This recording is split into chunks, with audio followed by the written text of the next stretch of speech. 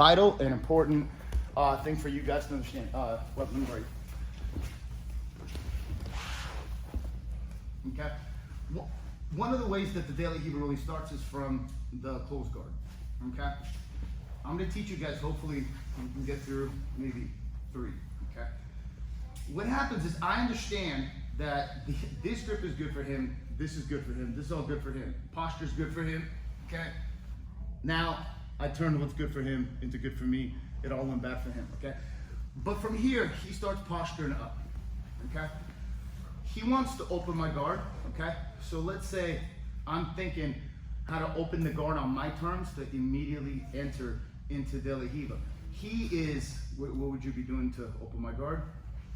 Okay, so look, I'll get this sleeve, go ahead, right here.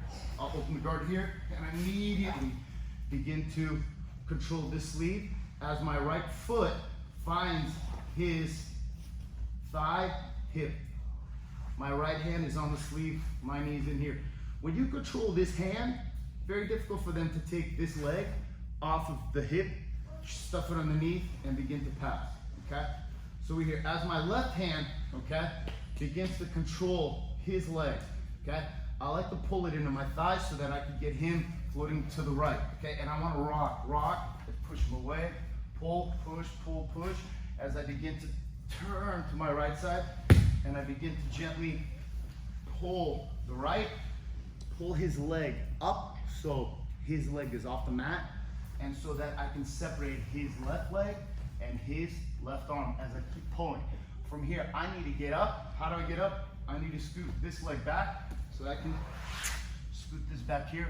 Whether I go this way here, whether you want to turtle, even better for me. The point is, I sweat them because I was already ahead, thinking to myself, how do I, number one, get to the top? How do I 5-foot top, get to the top and stay on top?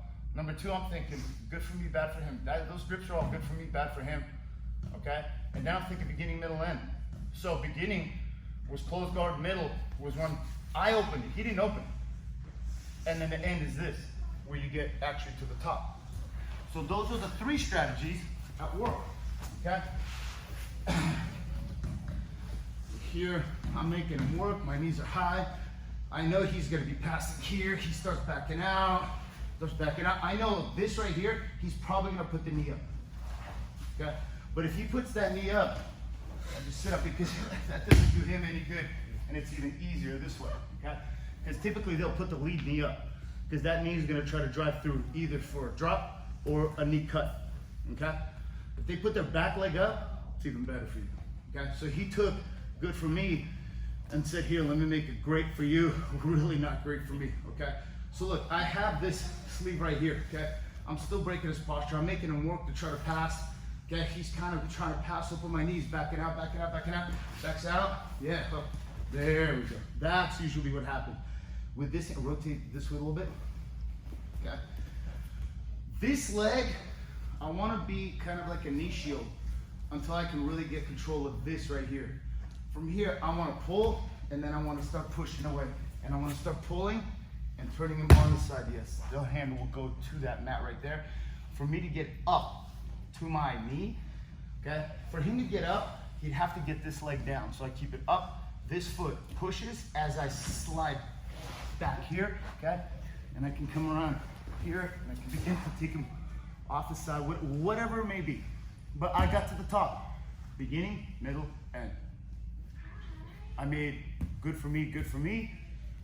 Good for me was bad for him, and I got to the top. Okay? One more time.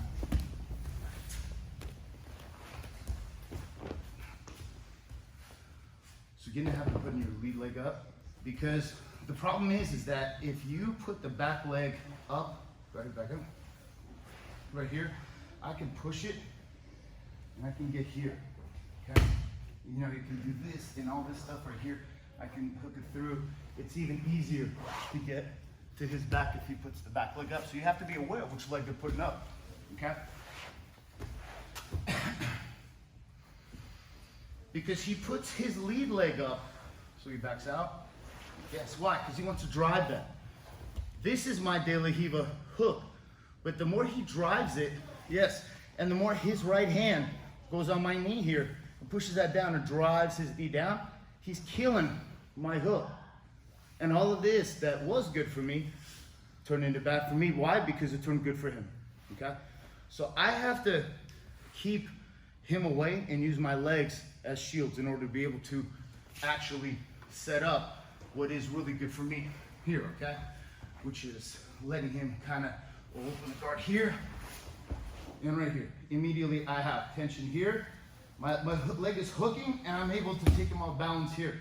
If you notice this right here I have, my right foot goes down to his thigh and I start coming up on my elbow. I scoot back and I pull, push. Where can you get up? The more he tries to get up, the more he has to slide back.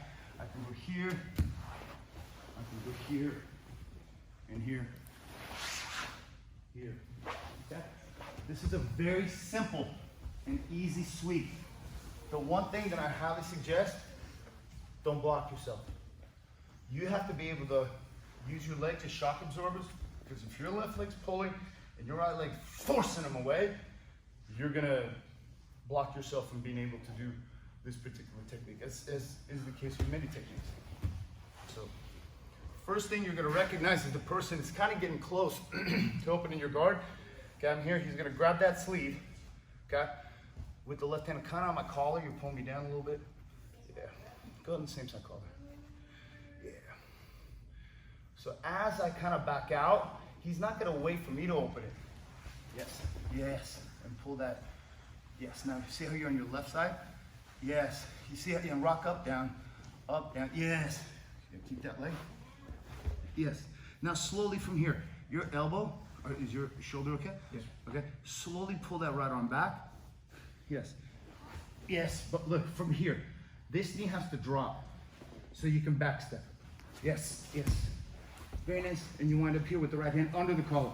And now you have all this available, okay? And all from what? From opening the guard on your terms, from being able to recognize what groups are good for you, and from the De La Riva. So the De La Riva, a lot of it is rocking, rocking, rocking. But if you're rocking where your legs, you're rocking meaning like this. Because if you're like here, you're going, yeah, like that. That is gonna be counterproductive. So you gotta be able to rock, rock, and rock. So I can see I rock on my right side, okay? So I can progressively disbalance him, because with every rock, back and forth, he's gotta readjust, and I keep shifting his weight towards the side that I wanna go, okay? So one last time. Here, here, he starts, look. And I kind of get a knee shield here. I push my way with the knee shield, get the hook. Here, sit up, up, up. And I keep pulling here. Because I'm up, see I'm up on my elbow, it's easy for me to get up. I bring that right leg back. Here.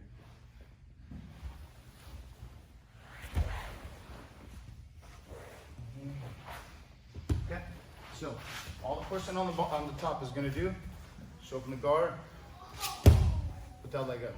So if they don't put it in the De La Riva, you're gonna drive into knee drop pass.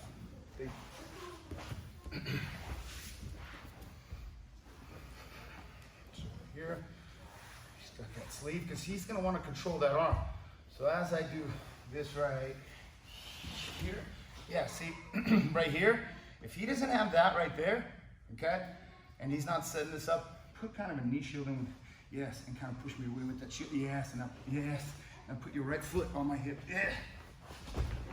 You see how in that process of rocking, it's hard for me to push his De La Riva hook off.